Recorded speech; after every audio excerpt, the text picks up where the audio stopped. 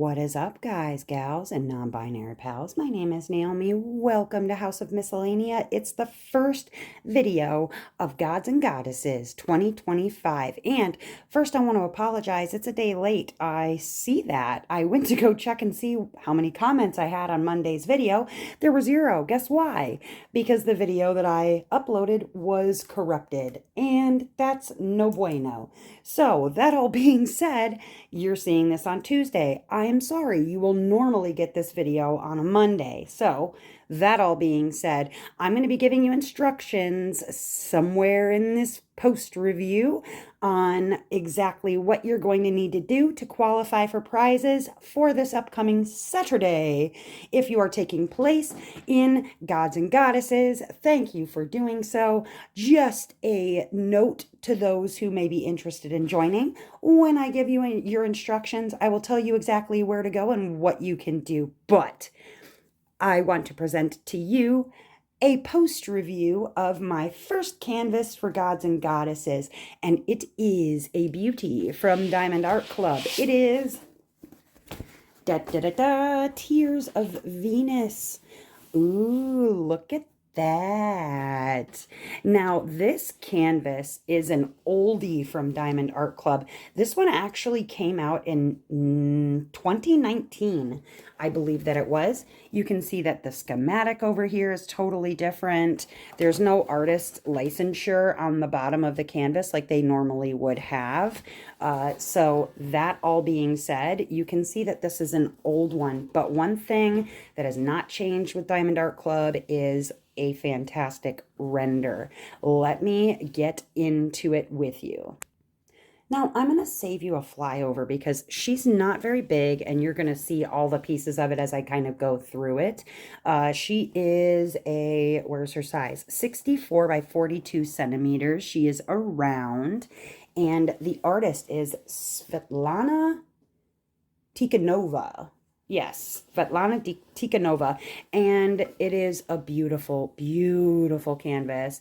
I had actually asked on Discord what canvas I should work on, and this is the one that got votes. My qualifications were round and not a lot of blue, and as you can see, there's very little in this piece. It's like right over there, that's where the blue is, but I picked this one for a couple of reasons. One, it has the name Tears of Venus, which makes sense for Gods and Goddesses.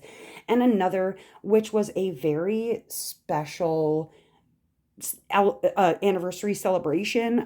I tried to say celebration and I said celebration. I don't know what I was saying. Anyways, that I had on the 6th of July, and I'll go into that too for this post review. First, I do want to talk a little bit about my dislikes, which I always cover first so that I can go into the likes about a canvas. And honestly, the dislikes are very few. One in particular that I will bring up, and I've brought it up with an old canvas before. It sparked a little bit of a question, and so I want to get into that as well. My one and only, it's an air quote dislike, but it's really not a dislike because it's not that big a deal. And that is that this canvas is old enough from Diamond Art Club that it has acrylic drills. Now, there are some ways that you can tell acrylic from, excuse me, from the resin drills. One is that you can see it looks shiny instead of sparkly. And two, major one with the drills. Let me grab them. Okay, I have got my drills here, and one thing, and it's not always 100% a method to tell, but usually you can look at the bottoms of the drills and you can see that some of the bottoms of the drills have divots in them. They look really kind of hard to tell on this color. Let's see about this red one.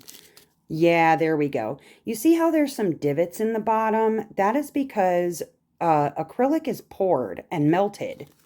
Now, speaking of melting, this is another way that you can actually tell whether or not a canvas has acrylic or resin drills. Now, first and foremost, you can use a plate. It needs to be ceramic or something else that you can't start on fire. And I'm going to be throwing these out because they're acrylic and I don't save my acrylic drills. But I have a plain lighter and my drills here. And honestly, all you need to do is melt them. And if they melt, you'll know that they're acrylic. You can see that little pile right over there. They've already started melting. That is one surefire way to know, because resin drills, they have a much higher melting temperature than acrylic does. You can see that's all kind of a melty mess now. I won't be touching it because it's real hot and it kind of stinks. But yeah, they're stuck together. They are definitely acrylic drills. Now, Diamond Art Club did not do acrylic drills for very long. That's actually something that didn't last long with them. They started selling their own drills, and it was a very short time. But let me tell you why that's not so much of a bad thing, and that is because Diamond Art Club's glue, especially with regard to even back in 2019, this glue was immaculate.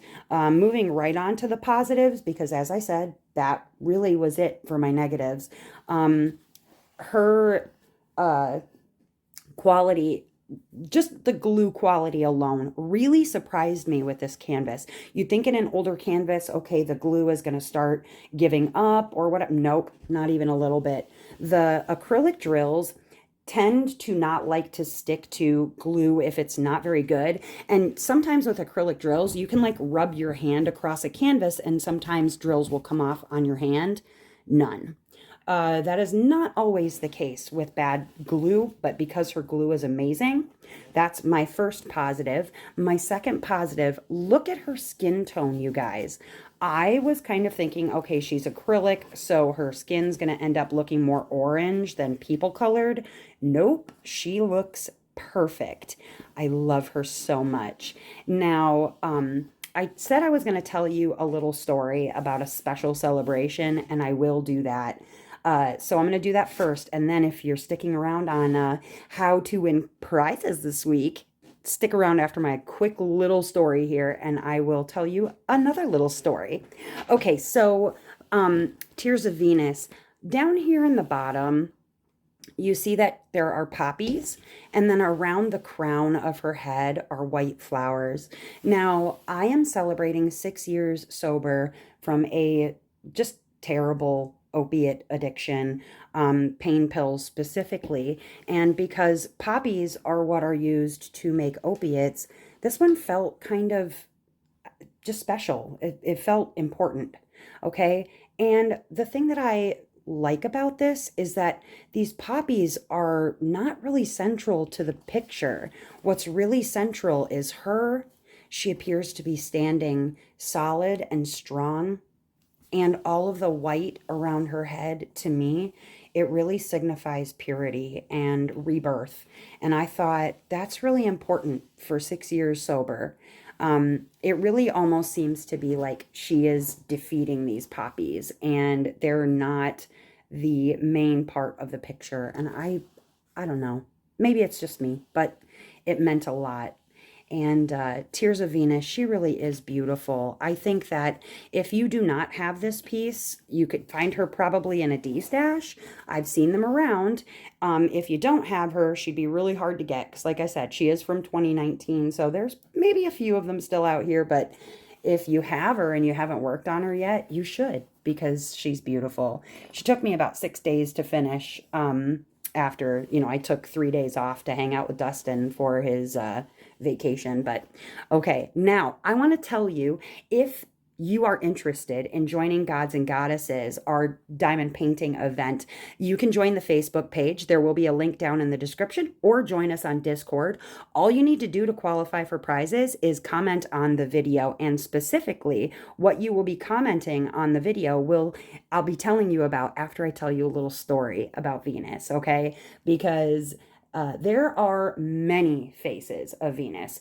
And when we hear the name Venus, we often think about beauty and love and maybe the iconic image of Botticelli's Birth of Venus.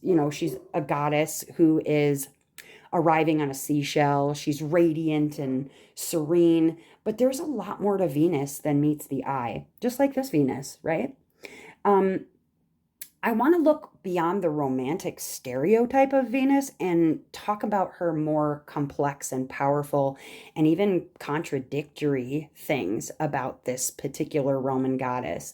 Now, she was not originally Roman at all. Her earliest form was Venus Erycina, and she was a goddess of fertility and war, and she was adopted from the Etruscans and maybe inspired by the Phoenician Astarte, or Astarte, or the Greek Aphrodite.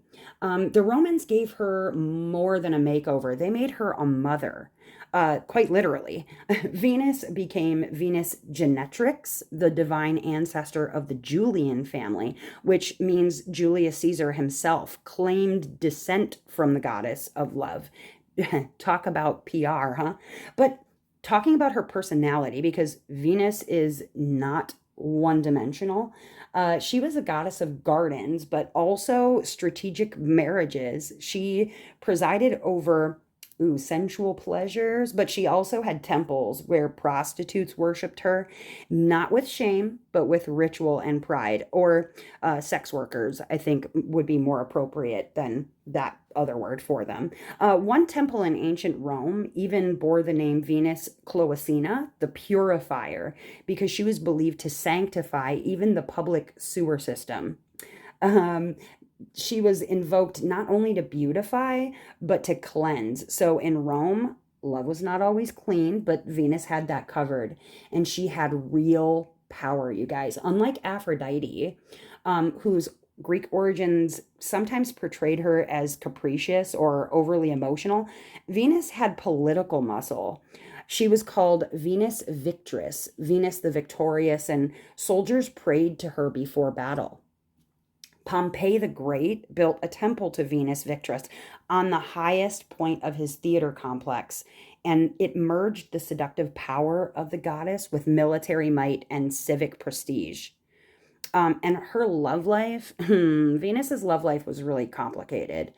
While we know she was married to Vulcan, the god of the forge, she had a famously steamy affair with Mars, the god of war, and the Romans loved this pairing: passion and violence, love and war. It's a metaphor as ancient as it is modern. Interestingly, her affair was immortalized in Homer's Odyssey, where the gods laugh as Vulcan traps the lovers in a net. But here's the twist. Some Roman poets, like Ovid, actually portray Venus not as embarrassed, but powerful for breaking norms and living freely. Uh, let's give you another obscure fact, okay?